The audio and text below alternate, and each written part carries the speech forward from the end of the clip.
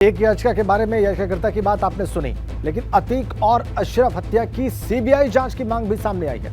पूर्व आईपीएस अमिताभ ठाकुर ने supreme court में याचिका दाखिल की है। अतीक और अशरफ की हत्या के मामले में सीबीआई जांच की मांग कर रहे हैं पूर्व आईपीएस अमिताभ ठाकुर।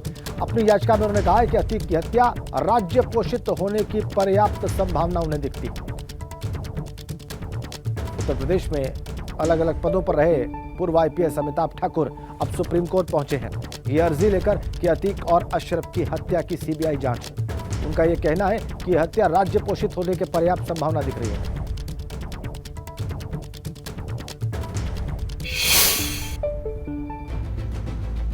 और आपको एक और बड़ी अपडेट दे दें, उमेश पाल हत्याकांड के आरोपियों में से एक गुड्डू मुस्लिम की लास्ट लोकेशन कर्नाटक में मिली है। यूपी एसटीएफ की टीम नासिक से कर्नाटक पहुंच गई है और गुड्डू मुस्लिम की लगातार घेराबंदी करने में जुटी हुई है वहां पर यूपी एसटीएफ की टीम। गुड्डू मुस्लिम की तलाश में लगातार यूपी एसटीएफ सक्रिय है और जिस दिन झांसी में असद का और गुलाम हसन का एनकाउंटर हुआ उस दिन भी यह खबर आई कि गुड्डू मुस्लिम को घेर लिया गया है एसटीएफ के द्वारा, उसको भी झांसी में ही लोकेट किया गया है। लेकिन फिर उसके बाद संभवतः गुड्डू मुस्लिम वहां से बच निकला और अब उसकी आखिरी लोकेशन कर्नाटक में जाकर मिली। लगातार उसकी घेराबंदी करने के प्रयास यूपी एसटीएफ के द्वारा।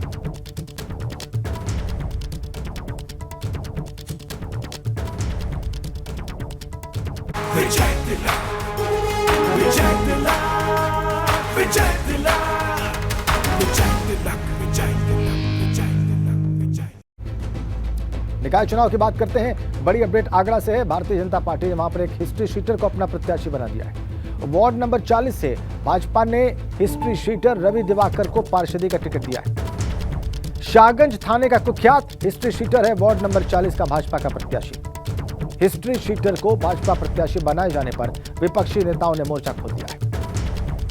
शाहगंज थाने का कुख्यात हिस्ट्री शीटर है वहां पर रवि दिवाकर, जिसे भाजपा ने अपना प्रत्याशी घोषित कर दिया है पार्षद के पद का। पार्षद का टिकट दिया है भाजपा ने वार्ड नंबर 40 से। हम आगरा की बात कर रहे हैं। इस घोषणा के बाद विपक्षी दल भारतीय जनता पार्टी पर हमलावर है। वार्ड नंबर 40 से रवि दिवाकर को देखिए जो टिकट दिया गया उस आदमी पर धारा 436 के तहत मुकदमा दर्ज है और भी धाराओं में 396, 120 के तहत 174 ए के तहत मुकदमा दर्ज है। नितिन उपाध्याय हमारे संवाददाता आगरा से हमारे साथ जुड़ चुके हैं। नितिन, जरा बताएं हिस्ट्री शीट के बारे में रवि दिवाकर की। देखिए बिल्कुल, देखिए शैल कुंडा मर्डर केस में रवि दिवाकर मुख्य आरोपी था और उसको भारतीय जनता पार्टी ने टिकट दिए। तो सवाल यही है कि चाल चेहरा पार्टी विद डिफरेंस की बात करने वाली भारतीय जनता पार्टी के अपराधियों को टिकट दे रही है। वार्ड 40 आजमपाड़ा से रवि दिवाकर को टिकट दिया गया है और थाना शाहगंज में रवि दिवाकर की हिस्ट्री शीट खुली हुई है। History sheet number 84A history sheet है। सवाल यही है कि एक अपराधी को जनता पार्टी ने ऐसी क्या राजनीतिक योग्यता दी जिसकी वजह से उसको टिकट दी गई। और इस हमले को लेकर जो विपक्षी दल है वो भी सवाल खड़े कर रहे हैं, सोशल मीडिया पर उसकी तमाम डिटेल पोस्ट कर रहे हैं। तो कुल मिलाकर इस मामले में बीजेपी जो आगरा यूनिट के तमाम जो लीडरान हैं उनकी तरफ से कोई ऑफिशियल स्टेटमेंट नहीं आ रहा, वो लोग बच रहे हैं। लेकिन सवाल यही है कि तमाम मामलों में कुख्यात रहा रवि दिवाकर को भारतीय जनता पार्टी ने एक पार्षद उम्मीदवार बनाया है आजमपाड़ा वार्ड नंबर 40 से और थाना शाहगंज में उसकी टिकट खुली हुई है। तमाम मुकदमे उस पर दर्ज हैं। तो सवाल यही उठता है कि अपराधियों के खिलाफ जीरो टॉलरेंस की बीजेपी की पॉलिसी है, लेकिन ये चूक किस तरह से हुई है, या ये कहीं ना कहीं पार्टी नेतृत्व को गुमराह किया गया है, या कहीं ना कहीं एक साजिश के तहत या इसको दिया गया है रवि दिवाकर को प्रत्याशी बनाने में, ये बात सवाल है। शुक्रिया आपका नितिन। अब देखना होगा कि पार्टी क्या उत्तर देती है। ये जो विपक्ष आक्रमण कर रहा है इसका, या जो तथ्य सामने आए हैं इसका। रवि दिवाकर को टिकट दिया गया है वार्ड नंबर 40 से और कई मुकदमे दर्ज हैं। हिस्ट्री शीटर है रवि दिवाकर। तो यूपी में निकाय चुनाव के पहले चरण के लिए नामांकन का आज आखिरी दिन है। हम आपको नामांकन की 4 तस्वीरें दिखाते हैं जो अलग अलग जगहों से हमें मिली हैं। सुषमा खरकवाल मेयर पद की प्रत्याशी हैं भाजपा की लखनऊ से, आप देखिए उनकी तस्वीर। विनोद अग्रवाल मेयर पद के प्रत्याशी हैं भाजपा के मुरादाबाद से। ऐसे ही खाजिदा मसूद मेयर पद की प्रत्याशी हैं बीएसपी की सहारनपुर से, उनकी तस्वीर भी हमने आपकी स्क्रीन पर रखी है। और ऐसे ही ओपी सिंह वाराणसी से समाजवादी पार्टी के मेयर पद के प्रत्याशी हैं, उनको भी हम आपको दिखा रहे हैं। तो ये तस्वीरें हैं और आज चूंकि नामांकन का आखिरी दिन है इसलिए भी हमने ये तस्वीरें प्रत्याशियों की आपकी स्क्रीन पर रखी हैं। ये वो बड़े प्रत्याशी जो कि चुनाव लड़ रहे हैं और आज पहले चरण के चुनाव के लिए नामांकन का आखिरी दिन है। तो जो भी प्रत्याशी हैं आज का दिन उनके पास आखिरी दिन है नामांकन दाखिल करने का। चलिए अब आगे बढ़ते हैं। प्रयागराज में समाजवादी पार्टी के मेयर पद के प्रत्याशी ओपी सिंह साइकिल से नामांकन स्थल पर पहुंचे और इस दौरान एबीपी गंगा से बात करते हुए उन्होंने भाजपा पर जमकर प्रहार किए। ये देखिए आप, भाजपा के विकास पर ओपी सिंह ने जमकर प्रहार किया। नामांकन करने के लिए साइकिल से पहुंच गए थे वाराणसी। समाजवादी पार्टी के मेयर प्रत्याशी ओम प्रकाश सिंह आज नामांकन करने के लिए साइकिल से पहुंचे हुए हैं। हमारे साथ ओम प्रकाश सिंह है। ओम प्रकाश जी, क्या मुद्दा होगा आज नामांकन करने आप पहुंचे हुए हैं साइकिल के साथ? पूरे देश में बेरोजगारी और महंगाई चरम सीमा पर है। जो गैस के सिलेंडर 350-400 रुपये के मिलते थे आज 1200 रुपये के मिल रहे हैं। जो आटा 12 रुपये किलो मिलता था आज 36 रुपये किलो मिल रहा है। जो सरसों का तेल 50 से 60 रुपये मिलता था आज 150 से 200 रुपये किलो मिल रहा है।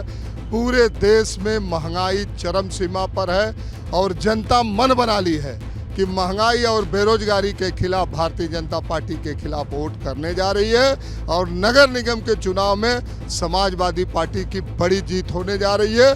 जो लोक सपा का प्रिय होगा और पानी और सीवर पर किसी भी शहर में सीवर और पानी पर काम नहीं हुआ तो और बाकी विकास का कोई मतलब नहीं है, बल्कि एक तरफ से रोड बनाई जाती है और दूसरे तरफ से रोड खोदी जाती है। ये योजना है। इन्होंने विकास जो मुद्दा बीजेपी द्वारा बनाया गया है उस मुद्दे के खिलाफ महंगाई को मुद्दा बना के जनता के बीच जाएंगे। कैमरामैन विशेष के साथ नवीन पांडे, एबीपी गंगा, वाराणसी। तो वाराणसी से जो समाजवादी पार्टी के प्रत्याशी हैं ओपी सिंह, आपने उनका वक्तव्य देखा और सुना। इधर आगरा में भी नगर निकाय चुनाव को लेकर आज नामांकन का आखिरी दिन है। सभी दलों के ज्यादातर प्रत्याशी नामांकन के लिए पहुंच रहे हैं। भाजपा सांसद राजकुमार चाहर ने दावा किया है कि भाजपा सभी 17 निगमों में जीत दर्ज करेगी। निकाय चुनाव को लेकर नामांकन का आज आखिरी दिन है और ऐसे में सभी प्रमुख दलों के प्रत्याशी आज नामांकन करने जा रहे हैं। भारतीय जनता पार्टी ने आगरा में हेमलता दिवाकर कुशवाहा को प्रत्याशी बनाया है। फतेहपुर सीकरी सांसद हमारे साथ हैं राजकुमार चाहर जी। आप बताइए कि बीजेपी का जब से नगर निगम अस्तित्व में लगातार कब्जा बरकरार है तो इस बार भी एक कैंडिडेट उतारी गई हैं, पूर्व विधायक रही हैं, तो क्या तैयारियां हैं, किस तरह से? मैं सबसे पहले तो धन्यवाद देता हूं केंद्रीय नेतृत्व और प्रदेश के नेतृत्व को कि उन्होंने एक कार्यकर्ता को उम्मीदवार बनाया चुनाव में। किसी एक व्यक्ति को टिकट मिलती है। हेमलता दिवाकर जी बहुत लोकप्रिय भी है, विधायक के रूप में उन्होंने बहुत अच्छा विकास किया। अब उसको आगे बढ़ाने का काम बेबी रानी जी कर रहे हैं, हम लोग मिलकर कर रहे हैं। तो अब मैं इतना ही कह सकता हूं कि इस चुनाव में अब तक के जितने रिकॉर्ड हैं जीत के भारतीय जनता पार्टी के मेयर के प्रत्याशी के रूप में, इस चुनाव में वो सारे रिकॉर्ड से आगे निकलकर भारतीय जनता पार्टी की विजय होगी। नगर निगम के सभासद प्रचंड रूप से भारतीय जनता पार्टी के जीतेंगे। मेयर इधर मुरादाबाद में भाजपा के मेयर पद के प्रत्याशी विनोद अग्रवाल ने आज कलेक्ट्रेट में अपना नामांकन कर दिया। इस दौरान भाजपा के कई दिग्गज भी उनके नामांकन में पहुंचे। उन्होंने कहा कि हमारी पार्टी किसी के साथ भेदभाव नहीं करती है और हम सबका साथ सबका विकास के नारे के साथ सबको साथ लेकर चलते हैं। भारतीय जनता पार्टी के प्रत्याशी विनोद अग्रवाल जी नॉमिनेशन के लिए पहुंचे हैं कलेक्ट्रेट और साथ में जो शहर विधायक हैं रितेश गुप्ता जी और तमाम जो पूर्व सांसद हैं सर्वेश जी वो हैं और तमाम जो भाजपा के नेता हैं एमएलसी वो हैं यहाँ पर। सर ये बताइए, छठी बार आपके परिवार को टिकट दिया है भाजपा ने, तीसरी बार आप मेयर का जो है चुनाव लड़ने जा रहे हैं, क्या मुद्दे हैं और आज नामांकन करा रहे हैं, तो क्या कहना चाहेंगे जनता से मुरादाबाद की? अपने काम के आधार पर हमारी पार्टी ने, प्रदेश सरकार ने, केंद्र सरकार ने जो कार्य किए हैं उसके आधार पर उन मुद्दों को लेकर जनता के बीच में जाएंगे। सर मुस्लिम मतदाताओं का साथ कितना मिलेगा, क्योंकि 8 पार्षद भी भाजपा ने मुस्लिम उतारे हैं इस बार, पहली बार? भारतीय जनता पार्टी राष्ट्रवादी नीतियों को लेकर राजनीति करती है, जाति धर्म की राजनीति नहीं करती है। हमारे लिए सब जाति धर्म एक बराबर है। देखिए, विनोद अग्रवाल जो है वो साफ तौर पर कह रहे हैं कि इस बार जो है भाजपा सबका साथ सबका विकास के नारे के साथ चुनाव लड़ेगी। और आप देख सकते हैं कि जो तमाम भाजपा के सीनियर नेता हैं वो विनोद अग्रवाल जी के नामांकन में यहाँ मुरादाबाद कलेक्ट्रेट पर पहुँचे हैं और अभी थोड़ी देर में ये नामांकन कराने के बाद घर जाएंगे। Faizur Rahman, news network, Moradabad. आगरा से बीजेपी की मेयर पद की प्रत्याशी हेमलता दिवाकर कुशवाहा ने नामांकन कर दिया है और इस दौरान उनका कहना था कि भाजपा नेतृत्व ने जो उन पर भरोसा जाहिर किया है उनकी अपेक्षाओं पर वो खरा उतरेंगी। भारतीय जनता पार्टी ने आगरा नगर निगम पद के लिए हेमलता दिवाकर कुशवाहा को प्रत्याशी बनाया है। आज वो नामांकन के लिए पहुंची हैं। तो मैडम, नॉमिनेशन आप फाइल करके निकली हैं बाहर, तो मैंने महापौर का पर्चा दाखिल किया है। क्या लग रहा है किस तरह से पूरे चुनाव को लड़ने जा रही हैं? पार्टी के साथ रहकर ये चुनाव लड़ना है और बीजेपी का तो मजबूत गढ़ ये है। पार्टी के उच्च नेतृत्व को धन्यवाद देती हूँ, उन्होंने मुझ पर विश्वास जताया और मीडिया के माध्यम से मैं ये संदेश देना चाहती हूँ अपने नेतृत्व को कि जिस प्रकार से उन्होंने मुझ पर विश्वास जताया है, मैं उन्हें विश्वास दिलाती हूँ कि जिस प्रकार से पहले जो रिकॉर्ड हो रहे हैं, आज पिछले सारे रिकॉर्ड तोड़ते हुए मैं इस बार प्रचंड बहुमत के साथ भारतीय जनता पार्टी का कमल फिर से खिलेगा। अपेक्षाओं का जबरदस्त पहाड़ क्या कहना चाहिए? बहुत ज्यादा शहर की समस्याएं रहता है।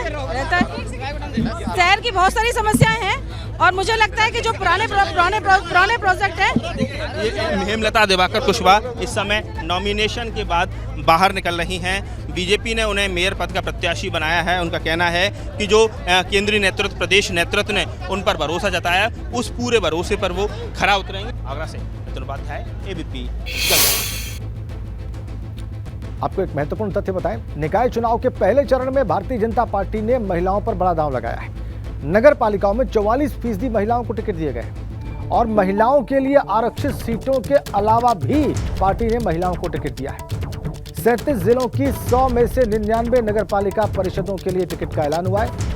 महिलाओं के अलावा ओबीसी की अलग अलग जातियों पर भी भारतीय जनता पार्टी का फोकस दिखाई दे रहा है। 44% महिलाओं को टिकट दिया गया है पहले चरण के लिए भारतीय जनता पार्टी के द्वारा नगर पालिकाओं में। इस महिला कार्ड के बारे में आपको थोड़ा और विस्तार से बता देते हैं। 37 जिले हैं और 100 सीटें हैं और इनमें 99 पालिका अध्यक्ष प्रत्याशियों का ऐलान किया है पार्टी ने। नगर पालिका अध्यक्ष प्रत्याशी जो हैं उनमें 44% महिलाओं को टिकट दिया गया है भारतीय जनता पार्टी के अलावा। और ये जो आरक्षित सीटें हैं इसके अलावा भी टिकट ये कहे जा सकते हैं। अवध क्षेत्र की अगर बात करें तो वहां पर 27 नगर पालिका प्रत्याशियों में 13 महिला प्रत्याशी भारतीय जनता पार्टी की ओर से मैदान में है।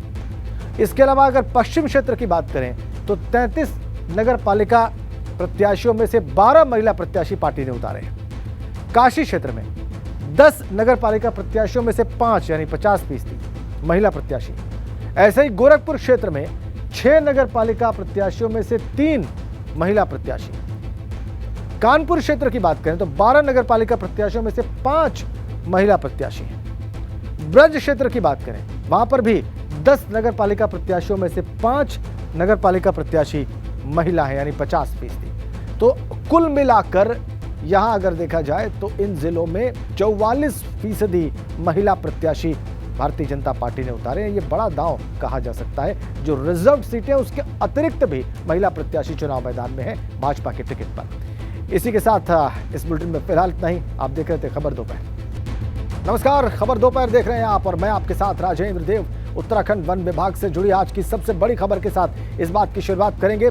आईएफएस राजीव भरथरी को प्रमुख वन संरक्षक बनाने के फैसले पर स्टे हो गया है। जी, सुप्रीम कोर्ट ने उत्तराखंड हाई कोर्ट के फैसले पर स्थगन आदेश जारी कर दिया है, स्टे लगा दिया है। अब फिर से आईएफएस विनोद सिंघल प्रमुख वन संरक्षक का चार्ज लेंगे। हाईकोर्ट के फैसले के खिलाफ आईएफएस विनोद सिंघल पहुंचे थे सुप्रीम कोर्ट और उनकी अपील पर सुप्रीम कोर्ट ने नैनीताल हाईकोर्ट के फैसले पर स्टे कर दिया है। और इसका मतलब ये कि अब फिर से आईएफएस विनोद सिंघल प्रमुख वन संरक्षक का चार्ज लेंगे। राजीव भरथरी के पक्ष में जब नैनीताल हाईकोर्ट ने फैसला दिया था उस वक्त विनोद सिंघल ही प्रमुख वन संरक्षक का चार्ज संभाले हुए थे, लेकिन उसके बाद राजीव भरथरी उस पद पर विराजमान हुए हाईकोर्ट के फैसले के बाद।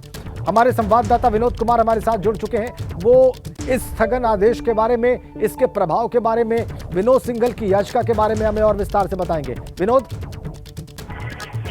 बिल्कुल राजेंद्र, देखिए दोनों ही अधिकारियों के पास में करीब अब 15 दिन का समय है और इसी महीने दोनों अधिकारी रिटायर हो रहे हैं, लेकिन फॉरेस्ट डिपार्टमेंट में एक के बाद एक आदेश निर्देश देखने को मिल रहे हैं। हाल ही में नैनीताल हाईकोर्ट की तरफ से राजीव भरतरी को उत्तराखंड के प्रमुख वन संरक्षक के पद पर विराजमान करने के निर्देश दिए गए थे, लेकिन उसी आदेश के खिलाफ विनोद सिंघल ने सुप्रीम कोर्ट का दरवाजा खटखटाया और उसके बाद नैनीताल हाईकोर्ट के उस आदेश पर आज स्टे कर दिया गया है।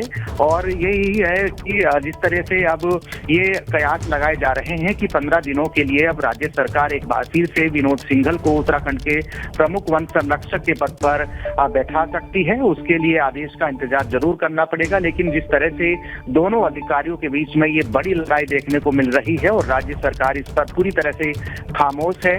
पूर्व में नैनीताल हाईकोर्ट ने राजीव भरतरी के पक्ष में ये आदेश दिया था, लेकिन उस आदेश के खिलाफ विनोद सिंघल ने सुप्रीम कोर्ट का दरवाजा खटखटाया, तो कहीं ना कहीं आज उनकी इस कारण जीत हुई है और नैनीताल हाईकोर्ट के आदेश पर स्टे कर दिया है और आने वाले 15 दिनों के लिए राज्य सरकार एक बार फिर से विनोद सिंघल की ताजपोशी उत्तराखंड के प्रमुख वन संरक्षक के पद पर कर सकती है। लेकिन आप ये घटनाक्रम बहुत ही दिलचस्प हो देखने को मिल रहा है और जिस तरह से ये दोनों अधिकारियों की लड़ाई एक दूसरे राज्य में देखने को मिल रही है, वो नैनीताल हाईकोर्ट का दामन की शरण लेते हैं, कभी कैट की शरण लेते हैं और उसके बाद में राजीव भरतरी को उत्तराखंड का प्रमुख वन संरक्षक बनाया गया था। लेकिन कहीं ना कहीं एक नाक की लड़ाई दोनों अधिकारियों के बीच में चल रही है और जिस तरीके से नैनीताल हाईकोर्ट के आदेश पर आज माननीय सुप्रीम कोर्ट ने स्टे किया है, तो कहीं ना कहीं राज्य सरकार ने अपना पक्ष रखा था और उसके बाद में विनोद सिंघल को कहीं ना कहीं एक बार फिर से उत्तराखंड के प्रमुख वन संरक्षक की कमान मिलती देखने को मिल रहा है। राजेंद्र जी, धन्यवाद आपका विनोद। आईएफएस राजीव भरतरी को अब स्थगन की आदेश की वजह से ये चार्ज छोड़ना पड़ेगा। विनोद सिंघल अब प्रमुख वन संरक्षक पद का चार्ज लेंगे, चूंकि सुप्रीम कोर्ट ने नैनीताल हाईकोर्ट के फैसले को स्टे कर दिया है।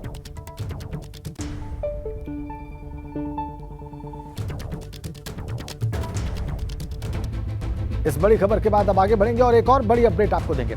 अतीक अशरफ हत्याकांड की जांच के लिए एक एसआईटी का गठन हुआ है। हत्या की विस्तृत जांच के लिए 3 सदस्यीय एसआईटी का गठन किया गया है। डीजीपी आर के विश्वकर्मा ने इस बाबत आदेश जारी कर दिए हैं। अपर पुलिस महानिदेशक प्रयागराज जोन की अध्यक्षता में 3 सदस्यीय एसआईटी का गठन डीजीपी पुलिस ने किया है। डीजीपी के आदेश पर प्रयागराज पुलिस कमिश्नर ने ये 3 सदस्यीय एसआईटी गठित की। डीसीपी क्राइम टीम को हेड करेंगे। एसीपी सत्येंद्र तिवारी और क्राइम ब्रांच के इंस्पेक्टर ओम प्रकाश सिंह भी इस टीम में शामिल हैं।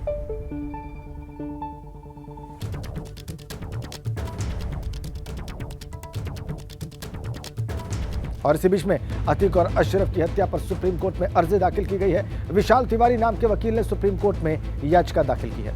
सुप्रीम कोर्ट के रिटायर्ड जज की निगरानी में विशेषज्ञ कमेटी से जांच की मांग की गई है। इस याचिका में याचिकाकर्ता ने असद के एनकाउंटर को भी संदिग्ध कहा है। 2017 से अब तक हुए यूपी में 183 एनकाउंटर्स की जांच की मांग भी की गई है। इस याचिका में याचिकाकर्ता ने असद के एनकाउंटर को भी संदिग्ध बताया है और एक रिटायर्ड जज की निगरानी में विशेषज्ञ कमेटी से जांच कराने की मांग की। विशाल तिवारी नाम है याचिकाकर्ता का। सुप्रीम कोर्ट पहुंचे हैं। अतीक और अशरफ की पुलिस कस्टडी में हत्या पर सुप्रीम कोर्ट में उनकी अर्जी है। उन्होंने जांच की मांग की है रिटायर्ड जज की निगरानी में विशेषज्ञ कमेटी बनाकर। असद के एनकाउंटर को भी उन्होंने संदिग्ध बताया है और 2017 से अब तक उत्तर प्रदेश में 183 एनकाउंटर्स की जांच की उन्होंने मांग की है। सुप्रीम कोर्ट पहुंचा है मामला अतीक और अशरफ की हत्या का।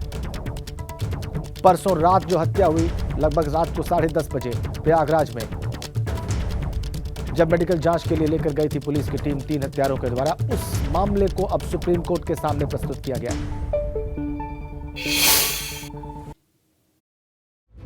हमारे द्वारा एक PIL supreme court of India में फाइल की गई है, जिसमें कि जो रिसेंटली स्टेटमेंट दिया गया स्पेशल डीजीपी उत्तर प्रदेश द्वारा कि 2017 से अब तक 183 एनकाउंटर्स किए जा चुके हैं, पुलिस द्वारा अपराधियों को मारा जा चुका है। तो हमने एक एक्सपर्ट कमेटी की मांग की है जिसकी chairmanship former supreme court of justice करें और जो 183 एनकाउंटर्स हुए हैं, साथ ही में जो अतीक अहमद और जो अशरफ का मर्डर हुआ है पुलिस कस्टडी में, उसको भी लेकर एक इंडिपेंडेंट प्रोब हो, इंक्वायरी हो।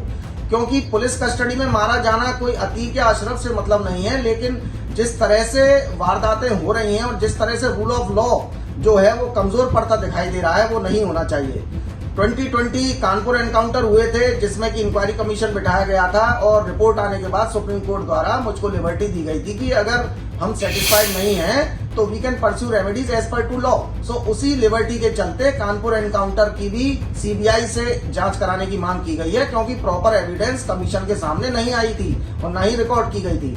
तो हाल ही में जो इंसिडेंट हुए हैं और पहले से जो इंसिडेंट होते आ रहे हैं, उनको लेकर एक क्वेश्चन मार्क लगता है कि रूल ऑफ लॉ एग्जिस्ट पूरी तरह से नहीं है और जुडिशरी को भी यह वीकन करने का एक प्रयास है कि अपराधियों को सजा नहीं दिलाई जाती, बल्कि उनको सीधा मार दिया जाता है।